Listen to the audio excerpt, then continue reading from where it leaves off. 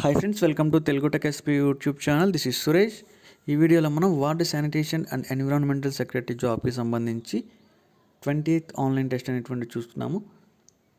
తర్వాత online test series అనేటువంటి ఈ మధ్య డైలీ కండక్ట్ చేస్తున్నాము. దాదాపు కండక్ట్ చేయబడిన మొత్తంలో కూడా ఒక్కరోజు మధ్యలో గ్యాప్ వచ్చినట్లుంది. తర్వాత డైలీ టెస్ట్లు అయితే కండక్ట్ చేస్తున్నాము. ఛానల్ అనేటువంటిది రెగ్యులర్గా ఫాలో అవ్వండి. తర్వాత ఈ వీడియోస్ అనేటువంటివి మీకు ఎంతవరకు మీ నాలెడ్జ్ అనేటువంటిది గెయిన్ చేసుకోవడానికి, టెస్ట్ చేసుకోవడానికి చాలా వరకు ఉపయోగపడతాయి. అంటే మీకు టాపిక్స్ లేవనుకున్నట్లయితే మీరు ఒకవేళ అంటే డిఫరెంట్గా థింక్ చేసినట్లయితే మీకు చాలా టాపిక్స్ వస్తాయి ఆన్లైన్ టెస్టులు కనుక మీరు ఫాలో అయితే. ఎట్లా వస్తాయంటే, ఆంధ్రప్రదేశ్లో విత్తన ధృవీకరణ చేయు సంస్థ అని చెప్పి ఒక క్వశ్చన్ ఉంది. దీనికి ఆన్సర్ ఏంటి, మీరు ఆన్సర్ చెప్తారు అయిపోతుంది. ఈ విధంగా కాకుండా ఆన్సర్ను అంటే ఆంధ్రప్రదేశ్లో విత్తన ధృవీకరణ చేసేటువంటి సంస్థ అంటే ఇందులో 4 ఆప్షన్స్ ఉంటే 4 ఆప్షన్స్లో ఒకటైతే కరెక్ట్ అవుతుంది. మీరు అంతవరకు వదిలేయకుండా ఆ కరెక్ట్ ఆప్షన్ పట్టుకోండి. ఆ కరెక్ట్ ఆప్షన్ గురించి థియరీ మ్యాటర్ గ్యాదర్ చేయండి. అప్పుడు మీకు చాలా ఇన్ఫర్మేషన్ వస్తుంది. ఇప్పుడు ఎగ్జాంపుల్ తీసుకోండి, సి ఉంది ఆప్షన్ సి, ఆచార్య ఎన్జి రంగా అగ్రికల్చరల్ యూనివర్సిటీ అనుకోండి. దీనికి సంబంధించి అసలు ఎంత ఇన్ఫర్మేషన్ అయితే మీకు దొరుకుతుంది. బుక్స్ చదవండి. అందులో ఆ యూనివర్సిటీలో చదివిన వాళ్ళు ఉంటే ఎవరన్నా స్టూడెంట్స్ ఉన్నా, ఆస్పిరెంట్స్ ఉన్నా, టీచర్స్ ఉన్నా, లెక్చరర్స్ ఉన్నా, ఎవరున్నా కూడా, ప్రొఫెసర్స్ ఉన్నా కూడా మ్యాక్సిమం కాంటాక్ట్ అవ్వడానికి ట్రై చేయండి. అందులో నుంచి మీరు మ్యాటర్ గ్యాదర్ చేయండి. అంటే మీకు ఈ క్వశ్చనే అడుగుతారని అంటే ఎవరు స్టాంప్ వేసి చెప్పలేరు. అంటే ఈ క్వశ్చనే ఇస్తారు మీకు, ఇదే చదవండి, ఇదే చదివితే ఈ క్వశ్చన్స్ చదివితేనే మీకు ఎగ్జామ్లో పాస్ అవుతారు, ఈ క్వశ్చన్స్ చదివితే సరిపోతుంది, ఈ క్వశ్చన్స్తోనే మీకు జాబ్ వస్తుంది అని చెప్పేసి మీకు ఎవరైనా చెప్తారేమో. నేనైతే ఆ విధంగా చెప్పను. ఆ విధంగా చెప్పి మిమ్మల్ని మిస్లీడ్ చేయలేను. అంటే ఉన్నదన్నట్టు ఏదైనా ఫ్యాక్ట్ చెప్పాలి కదా. అందుకని చెప్పి నేను చెప్తాను. అంటే ఈ ఛానల్ ఒక్కటే ఫాలో అవ్వమని నేను చెప్పను. మీకు ఫర్దర్గా వేరే ఛాన్స్ ఉంటే ఎక్కడ క్లాసులు చెప్పినా వినండి, ఎక్కడ బుక్స్ దొరికినా చదవండి సైన్సెస్కి సంబంధించి. అల్టిమేట్గా మీకు కావాల్సినటువంటిది ఏంటి, సబ్జెక్ట్ అయితే నేర్చుకోవాలి, జాబ్ రావాలి. అంతేగాని ఎవరో ఒకరు ఒక విధంగా చెప్తున్నారని చెప్పేసి అట్లా మిస్లీడ్ అయ్యి మాత్రం ఇబ్బంది పడద్దు. అంటే ఈ బుక్సే ఈ బుక్సే చదివితే సరిపోతుంది, ఈ క్లాసులు వింటేనే సరిపోతుంది, ఈ విధంగా చేస్తేనే మీకు జాబ్ వస్తుంది, ఈ బుక్స్ చదివితే మాత్రమే జాబ్ వస్తుంది, ఇటువంటి మాటలైతే మ్యాక్సిమం అంటే నా ఒపీనియన్ ప్రకారం ఇటువంటి మాటలైతే నమ్మొద్దు. అంటే గవర్నమెంట్ జాబ్స్ ప్రకారం ఏ విధంగా ఉంటారంటే, కాంపిటేటివ్ ప్రిపేర్ అయ్యే వాళ్ళు అంటే అందరం చెప్పను, అంటే ఉంటారు. అంటే 100లో 1 or 2% అని ఉంటారు. కొంతమంది ఎట్లా ఉంటారంటే, సరే ఎగ్జాంపుల్ ఎవరిని నా మీద తీసుకోండి. ఎగ్జాంపుల్ ఎట్లా ఉంటారు, కొంతమంది సెల్ఫిష్ ఉంటారు. అంటే ఎట్లా, వీళ్ళకి జాబ్ వస్తే మనకేమొస్తుంది, వీళ్ళు కూడా మనకి కాంపిటేటివ్ ఉన్నారు కదా, వీళ్ళకి ఎక్కువ మార్క్స్ వస్తే మనకు తగ్గుతాయి, ఒకవేళ మనకంటే వీళ్ళకి ఎక్కువ మార్క్స్ వస్తే వీళ్ళకి జాబ్ రావడానికి ఎక్కువ ఛాన్సెస్ ఉంటాయి. అందుకని చెప్పి మీకు ఎట్లా ఉంటుందంటే, ఎక్కువ ఇన్ఫర్మేషన్ అనేటువంటిది పాస్ అవ్వదు కాంపిటేటివ్ ఎగ్జామ్స్కి సంబంధించి. అంటే మీకు క్లాసులు అయితే దొరుకుతాయి, ఎవరైనా క్లాసులు చెప్తారు. వాటికి సంబంధించి జాబ్ టిప్స్ అనేటువంటివి చెప్పడానికి చాలామంది తక్కువ ఉంటారు. అంటే ఈ విధంగా ప్రొసీడ్ అయితే సక్సెస్ అవ్వచ్చు అని చెప్పేటువంటి వాళ్ళు కాంపిటీటర్స్ మధ్యలో చాలా వరకు తక్కువ ఉండడానికి ఛాన్స్ ఉంటుంది.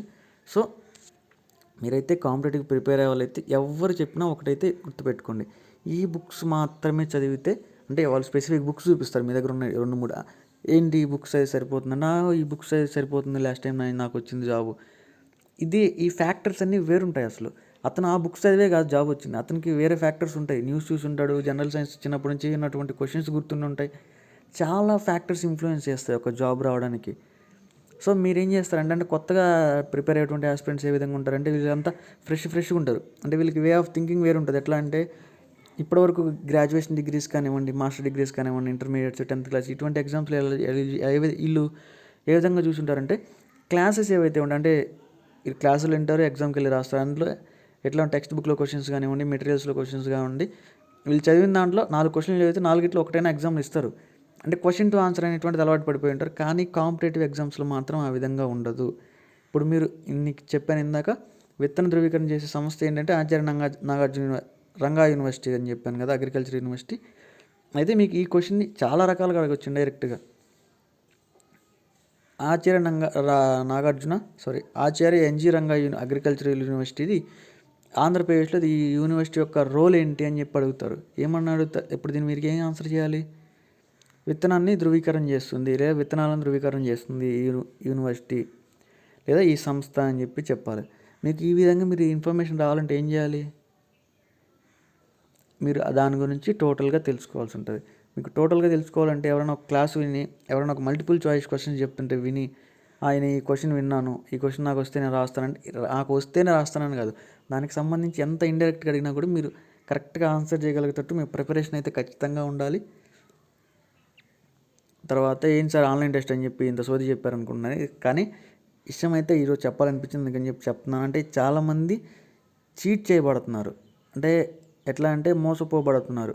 అంటే వీళ్ళు ఎట్లా అంటే తెలిసి తెలియక చాలామంది ఏం చేస్తున్నారు, కొంత ఇన్ఫర్మేషన్ అయితే వాళ్ళ దగ్గర ఉంటుంది. కానీ ఏం చేస్తున్నారంటే వాళ్ళు పక్కన మిస్లీడ్ చేసేటువంటి వాళ్ళ వల్ల కానీ ఏం జరుగుతుందంటే నా దగ్గర ఈ బుక్స్ ఉన్నాయి, ఇంక ఇవి చదివితే చాలు నాకు జాబ్ వచ్చేస్తుంది, సరే నేను ఈ క్లాసులు వింటున్నాను, నేను ఈ క్లాసులు వింటే చాలు నాకు జాబ్ వస్తుంది అనేటువంటి అపోహలు అయితే ఉంటున్నారు. సో అదైతే మ్యాక్సిమం కొంచెం అరేంజ్ చేసుకోండి. ఈసారి కొంచెం టైం అయితే ఎక్కువ ఉంది శానిటేషన్ జాబ్స్కి సంబంధించి. మ్యాక్సిమం మీకు దొరికినంత ప్రకారం ఇన్ఫర్మేషన్ అయితే చదవండి. తర్వాత మీకు ఏదైనా టాపిక్స్ గుర్తొచ్చి ఆ టాపిక్స్ పైన క్లాసులు మీకు ఆన్లైన్లో దొరకకపోతే అంటే మీ జాబ్కి సంబంధించి ఎవరైనా క్లాసులు చేసేవాళ్ళు ఉంటే వాళ్ళని కామెంట్స్లో అడగండి, సార్ ఈ టాపిక్స్ పైన క్లాసులు చేయండి అని చెప్పి. అంటే వాళ్ళు మీరు కామెంట్ చేసిన వెంటనే రిప్లై అయితే ఇవ్వకపోవచ్చు. అంటే ఒక్కళ్ళు ఇద్దరు కాదు కదా, చాలామంది అయితే కామెంట్స్ చేస్తుంటారు. కానీ కొంచెం పేషెన్స్తో ఉపయోగపట్టండి. వాళ్ళు రిప్లై ఇవ్వలేదు కదా అని చెప్పేసి వాళ్ళు చాలా మీద కోపం పెట్టుకోవడం, వీడియో పెట్టగానే డిస్లైక్ చేయడం. మొన్న నాకు కూడా ఇచ్చేయట్లేదు 4-5 కామెంట్స్. ఎట్లా అంటే దాదాపు 20 మినిట్స్ 15 మినిట్స్ వీడియో ఉంటే నేను వీడియో పెట్టినగానే 1 మినిట్ 30 సెకండ్స్లోనే డిస్లైక్ వస్తుంది. అంటే నేను వీడియో పెట్టగానే చూస్తా అంటే ఎట్లా ప్రోగ్రెస్ అవుతుందని చెప్పేసి. వీడియో పెట్టగానే 15 మినిట్స్ 20 మినిట్స్ వీడియోకి 15 సెకండ్లు 30 సెకండ్లు లేదా బిలో 1 నిమిషం కంటే తక్కువ వీడియో చూడగానే మీకు డిస్లైక్ కొడుతుందంటే అసలు ఆ వీడియోలో మీకు ఏముందని ఏం తెలిసి డిస్లైక్ కొడుతున్నారు? వీడియో మొత్తం చూసి లేదా వీడియో సగం చూసి ఇది ఎట్లా ఉంది మీకు డిస్లైక్ కొడితే అర్థమవుతుంది, అదొక అర్థం ఉంటుంది. మీరు వీడియో చూడకుండా 1 మినిట్కి హాఫ్ మినిట్కి డిస్లైక్ కొడితే ఏమొస్తుంది? దీని ద్వారా డిస్లైక్ కొట్టే ద్వారా ఏం జరుగుతుంది, నాకేం రூపాయి రాదు, రూపాయి పోదు. ఇంకొక విషయం ఏంటంటే డిస్లైక్ ద్వారా ఏముంటుంది, ఏమీ ఉండదు. లైక్స్ ఎక్కువ అంటే 100 మంది లైకులు కొట్టినప్పుడు 2 డిస్లైకులు కొడితే 100 మందికి నచ్చి 2కి మాత్రం నచ్చలేదంటే ఆ చూసేటువంటి విధానం మీ విధానం ఎట్లా ఉంటుందో మీరే ఒకసారి మీ వ్యక్తిత్వానికి అర్థం చేసుకుంటున్నాను. 100 మందికి నచ్చినటువంటి వీడియో లేదా 20 మందికి 30 మందికి నచ్చినటువంటి వీడియో మీ ఒక్కరికి మీ ఇద్దరికి ఎందుకు నచ్చట్లా? ఒకసారి మీ వే ఆఫ్ అండర్స్టాండింగ్ తేడానా లేదా మా వే ఆఫ్ ఎక్స్ప్లెనేషన్ తేడానా మీరు ఒకసారి కామెంట్ చేస్తే ఇలా చేయకూడదు, ఇలా చేస్తే ఉపయోగపడుతుందంటే యూస్ఫుల్ సజెషన్స్ ఏవైనా ఉంటే తీసుకుంటాము. తర్వాత ఇప్పటికే చాలా టైం అయితే వేస్ట్ చేశాను అనుకుంటున్నాను. కాకపోతే రెగ్యులర్గా ఫాలో అయ్యే వాళ్ళకైతే కొన్ని వాల్యుబుల్ సజెషన్స్ అయితే ఇవ్వాలనుకున్నాను. నేను వారందరి కోసం ఇది చేశాను. మరి దీనికి పెట్టి మళ్ళీ స్పెసిఫిక్గా కామెంట్స్ పెట్టి అట్లా ఏం అవసరం లేదు. ఎక్స్ప్లెనేషన్ ఏంటంటే వీటన్నిటి గురించి మాకు తెలియదా సార్ అనేటువంటి వాళ్ళు కూడా కొంతమంది ఉంటారు. అలా అనేటువంటి వారికి అయితే ఈ వీడియో కాదు. అంటే కొత్తగా ఫ్రెషర్స్ అయ్యండి తర్వాత ఎప్పటి నుంచి ప్రిపేర్ అవుతున్న వాళ్ళకి కూడా ఈ ఇన్ఫర్మేషన్ తెలియని వాళ్ళకైతేనే ఈ వీడియో అనేటువంటిది నేను అందించాలనుకున్నాను, ఈ ఇన్ఫర్మేషన్ అందించాలనుకున్నాను. అయితే ఎవరు కూడా ఇంకొకసారి లాస్ట్ పాయింట్ అయితే చెప్తాను. ఎవరు కూడా అంటే మీ దగ్గర ఉన్నటువంటి బుక్స్ రాంగ్ అని చెప్పట్లేదు, కానీ ఏ బుక్స్ ఉన్నా కూడా వాటితో పాటు సమ్ ఎక్స్టర్నల్ నాలెడ్జ్ అనేటువంటిది గెయిన్ చేయడానికి ట్రై చేయండి. అదేవిధంగా పార్ట్ ఏ పైన కూడా ఫోకస్ చేయండి. నెక్స్ట్ ఇక్కడ క్వశ్చన్ అయితే చూద్దాం. 41 అంటే ఒకవేళ మీకు ఈ సజెషన్స్ కనుక యూస్ఫుల్ అయితే ఖచ్చితంగా ఒకసారి నాకు కామెంట్స్లో చెప్పండి. అంటే యూస్ఫుల్ అవుతున్నాయి సార్ మీరు చెప్పేటువంటివి, అంటే నెక్స్ట్ కూడా ఫర్దర్గా వేరే వాళ్ళు సజెస్ట్ చేయడానికి లేదా దీనికి సంబంధించి ఇంకా ఇంప్రూవ్ చేసి ఇంకా మంచి సజెషన్స్ మీకు ఇవ్వడానికి ఛాన్స్ ఉంటుంది. ఫస్ట్ క్వశ్చన్, కేంద్ర వ్యవసాయ ఇంజనీరింగ్ సంస్థ ఎక్కడుంది? సెంట్రల్ అగ్రికల్చరల్ ఇంజనీరింగ్ ఇన్స్టిట్యూషన్ లేదా ఇంజనీరింగ్ ఆర్గనైజేషన్ అనేటువంటిది ఎక్కడుంది? Option A Hyderabad, B New Delhi, C Bhopal and D వచ్చేసి కోయంబత్తూర్. ఎక్కడుంది? నెక్స్ట్ 42, పంటల ఉత్పత్తికి యోగ్యము కాని భూమి ఈ క్రింది తరగతిలో వర్గీకరించబడింది. పంటల ఉత్పత్తికి యోగ్యము కాని భూమి ఈ క్రింది తరగతిలో వర్గీకరించబడినది. ఆప్షన్స్ చూసుకున్నట్లయితే క్లాస్ 2, క్లాస్ 4, క్లాస్ 2, క్లాస్ 8. ఇక్కడ క్లాస్ 2 అనేటువంటి 2 వచ్చే ఒకసారి చూడండి, ఒకసారి దాన్ని క్లాస్ 3గా చేంజ్ చేసుకోండి ఆప్షన్ సిని.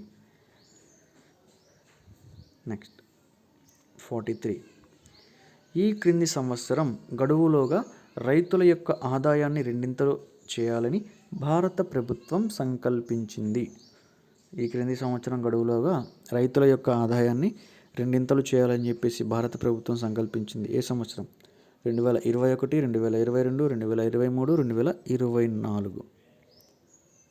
44, నాబార్డు ఏ సంవత్సరంలో ఏర్పాటు చేశారు? నాబార్డు ఏ సంవత్సరంలో ఏర్పాటు చేశారు? 1972వ సంవత్సరం, 1982వ సంవత్సరం, 1975, 1985.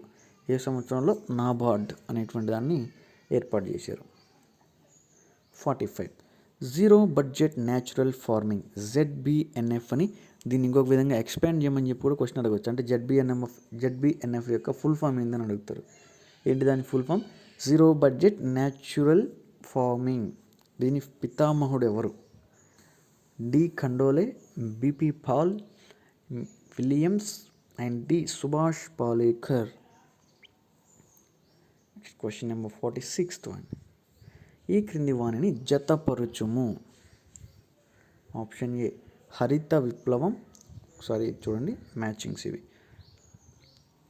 శ్వేత విప్లవం వంట ధాన్యాల ఉత్పత్తి, నీలి విప్లవం నూనె గింజల ఉత్పత్తి, పసుపు పచ్చ విప్లవం ఉత్పత్తి. ఇటు సైడ్ చూడండి, ఇంకొక సైడ్. ఒకటి చేపలు, అంటే ఇవి తప్పుపడ్డాయి చూడండి ఒకసారి. హరిత విప్లవం అంటే ఈ పక్క, అంటే ఇటు ఆప్షన్స్ కింద కూడా ఇటు సైడ్ దీని కిందకు వచ్చేసాయి. ఒకసారి చూడండి, హరిత విప్లవం దానికి ఆపోజిట్ వచ్చేసి 1 ఉంది కదా, దానికి చేపల ఉత్పత్తి. అదేవిధంగా శ్వేత విప్లవం దానికి ఇటు సెకండ్ ఆప్షన్ వచ్చేసి పంట ధాన్యాల ఉత్పత్తి. నీలి విప్లవం దానికి ఇటు సైడ్ థర్డ్ ఆప్షన్ ఉంది కదా, దానికి వచ్చేసి నూనె గింజల ఉత్పత్తి. డి వచ్చేసి పసుపు పచ్చ విప్లవం. ఫోర్త్ ఆప్షన్ వచ్చేసి పాల ఉత్పత్తి అని చెప్పేసి ఉంటుంది. ఒకసారి కొంచెం ఈ వీడియో కనుక ఏమనుకోకుండా కొంచెం ఈ క్వశ్చన్లో అర్థం చేసుకొని చదవండి. అంటే ఏం లేదు, టైపింగ్లో కొంచెం మిస్టేక్ పడింది. అటు సైడ్ ఇటు సైడ్ కొంచెం వచ్చేసి అడ్జస్ట్ చేసుకొని ఆన్సర్ చేయండి. ఒకవేళ ఏదైనా తేడా ఉంటే కొంచెం కామెంట్ చేయండి. దానికి కరెక్ట్ ఆన్సర్ అనేటువంటిది మ్యాక్సిమం కొంచెం కామెంట్స్ ఎక్కువ వచ్చినట్లయితే, దానికి అంటే క్వశ్చన్స్ ఎక్కువ వచ్చినట్లయితే ఈ క్వశ్చన్కి సంబంధించి పర్టికులర్గా 46th క్వశ్చన్ దానికి కరెక్ట్ ఆన్సర్ అయితే పెట్టడానికి ట్రై చేస్తాను నేను కామెంట్స్లో. కిసాన్ కాల్ సెంటర్ యొక్క toll free number. Kisan call centre ఏదైతే ఉందో రైతులకు సంబంధించినటువంటిది, దానికి టోల్ ఫ్రీ నెంబర్ అయితే ఒకటి పెట్టారు. ఆ టోల్ ఫ్రీ నెంబర్ ఏంటి అని చెప్పేసి మీరు ఆన్సర్ చేయాలి. పోస్టర్ అనేటువంటిది ఏంటి? తెరపైన చూపేది, శ్రవణ పరికరం, తెరపైన చూపనిది. చూపేది కాదు, చూపనిది లాస్ట్ది. 49th one. తేము పట్టుకునే లక్ష్యాన్ని బట్టి నేలలను ఈ క్రమంలో వర్గీకరించబట్టు. తేమ పట్టుకునేటువంటి లక్ష్యాన్ని బట్టి నేలలను ఈ క్రమంలో వర్గీకరించవచ్చును. ఆప్షన్స్ చూడండి. ఏ రేగడి, ఒండ్రు, ఇసుక. ఇదొకటైతే రేగడి, ఇసుక, ఒండ్రు ఇంకొకటి, ఇసుక, ఒండ్రు, రేగడి ఒకటి, అదేవిధంగా ఒండ్రు, ఇసుక, రేగడి ఏ విధంగా వర్గీకరిస్తారో ఒకసారి చెక్ చేసుకోండి. Question number 50. విత్తన కవచం ఈ క్రింది దాని ద్వారా సంక్రమించబడినది లేదా సంక్రమించబడింది. Embryo, testa, endosperm, nucleus. దేని ద్వారా విత్తన కవచం అనేటువంటిది సంక్రమించబడినది. నెక్స్ట్ 51. వరి పొలం ద్వారా విడుదల అగు గ్రీన్ హౌస్ గ్యాస్ ఏంటి? వరి పొలం ద్వారా విడుదలయ్యేటువంటి గ్రీన్ హౌస్ గ్యాస్ అంటే ఏంటి? Option A methane, next option ethane, propane, butane. తర్వాత 52. నీటి వినియోగ సామర్థ్యం ఈ క్రింది పద్ధతిలో ఎక్కువ. ఏ పద్ధతిలో నీటి వినియోగ సామర్థ్యం ఎక్కువ? Flood irrigation, sprinkler irrigation, drip irrigation, check basin irrigation. ఈ ఇరిగేషన్ ప్రాసెస్లలో నీటి వినియోగ సామర్థ్యం అనేటువంటిది ఏ పద్ధతిలో ఎక్కువ ఉంటుంది? 53. బ్లూ రంగు ట్యాగ్ ఈ విత్తనానికి వాడతారు. బ్లూ రంగు ట్యాగ్ అనేటువంటిది ఏ విత్తనానికి వాడతారు? ఆప్షన్ ఏ పునాది విత్తనం, బి బ్రీడర్ విత్తనం, సి మూల విత్తనం, డి వచ్చేసి ధృవీకరణ విత్తనం. Next 54th question. ఇండియాలో సతత హరిత విప్లవం దీనికి పిలుపునిచ్చినటువంటి వారు ఎవరు? MS Swaminathan, APJ Abdul Kalam, Manmohan Singh, MS Ahluwalia. వీరిలో ఇండియాలో సతత హరిత విప్లవం అనేటువంటి విప్లవానికి పిలుపునిచ్చేటువంటి వారు ఎవరు అనేది 54th క్వశ్చన్. నెక్స్ట్ ఎకినోక్లియా కొలోనం సాధారణంగా ఏ పంటలో ఉండే కలుపు మొక్క? ఎకినోక్లియా కొలోనం అనేటువంటిది ఒక కలుపు మొక్క పేరు ఇది. అయితే ఇది ఏ పంటలో ఉండేటువంటి కలుపు మొక్క? మొక్కజొన్న, వరి, జొన్న, సజ్జ. 56th one. ప్రభుత్వం పౌర సరఫరాలు లేదా బఫర్ ప్యాక్ నిమిత్తం ఆహార ధాన్యాలను ఈ క్రింది రేటు ద్వారా కొనుగోలు చేస్తారు. ఏ క్రింది రేటు ద్వారా ప్రభుత్వం కొనుగోలు చేస్తారు? ఆప్షన్ ఏ కనీస మద్దతు ధర, ప్రొక్యూర్మెంట్ ధర, ఇష్యూ ధర, డి వచ్చేసి సీలింగ్ ధర. Next 57th question. ఎలుకలు నియంత్రణకు బర్రో ఫ్యూమిగేషన్కు వాడే రసాయనం. ఎలుకల నియంత్రణకు బర్రో ఫ్యూమిగేషన్కు వాడేటువంటి రసాయనం ఏంటి? Zinc phosphide, zinc sulphide, aluminium phosphide and zinc sulphide. Zinc sulphide 2 సార్లు వచ్చినట్టుంది, ఒకసారి చూసుకోండి కరెక్ట్ ఆన్సర్ అనేటువంటిది ఏంటో. 58th one. ఈపీఏ అంటే ఏంటి? Environmental protection act. Next entomological protection agency, environmental pest act, environmental protection agency. ఇందులో ఈపీఏ అనేటువంటి దానికి మీరు ఫుల్ ఫామ్ అయితే రికగ్నైజ్ చేయాలి. తర్వాత ఐఎస్టిఏ అంటే international soil testing association, Indian soil testing association, international seed testing association, Indian seed testing association. ఇందులో మీరు ఐఎస్టిఏ అటువంటి దానికి సూటబుల్ ఆన్సర్ అనేటువంటిది గుర్తుపెట్టుకోండి. 60 క్వశ్చన్ నెంబర్ 60. గాలి వేగాన్ని దేని ద్వారా కొలవచ్చు కాదు, ఇది కొలవవచ్చు. గాలి వేగాన్ని దేని ద్వారా కొలవవచ్చు? Barometer, anemometer, seismograph, rain gauge. ఇందులో దేని ద్వారా గాలి వేగాన్ని కొలవవచ్చు? సో ఇది ఫ్రెండ్స్ ఈ ఆన్లైన్ టెస్ట్కి సంబంధించి టోటల్ ఇన్ఫర్మేషన్. అయితే ఈ వీడియోలో ఆన్లైన్ టెస్ట్తో పాటు మీకు కొంత వాల్యుబుల్ సజెషన్స్ అయితే ఇచ్చాను అనుకుంటున్నాను. మీరు ఒకవేళ చూడకపోయింటే ఒకసారి చూడండి. ఫస్ట్లో ఒకవేళ ఫార్వర్డ్ ఎవరైనా చేస్తుంటే వినకుండా ఒకసారి మ్యాక్సిమం వినడానికి ట్రై చేయండి. అంటే మీరు గైడ్లైన్స్ అనేటువంటి అంటే ఫస్ట్గా రీసెంట్గా ప్రిపరేషన్ స్టార్ట్ చేసిన వాళ్ళు లేదా ఫస్ట్ టైం ఎగ్జామ్కి అపేర్ అవుతున్న వాళ్ళకైతే ఈ గైడ్లైన్స్ అనేటువంటి బాగా ఉపయోగపడతాయి అని నేను అనుకుంటున్నాను. వీడియో కనుక మీకు నచ్చితే లైక్ చేయండి.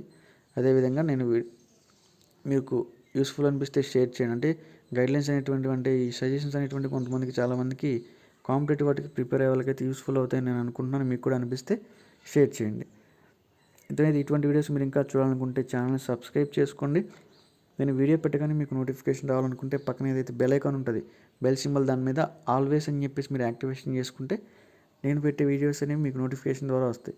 మీరు ఎప్పటికప్పుడు అప్డేటెడ్గా ఉండాలనుకుంటే టెలిగ్రామ్ ఛానల్లో జాయిన్ అవ్వండి. టెలిగ్రామ్ ఛానల్ లింక్ అనేది డిస్క్రిప్షన్లో ఇస్తున్నాను.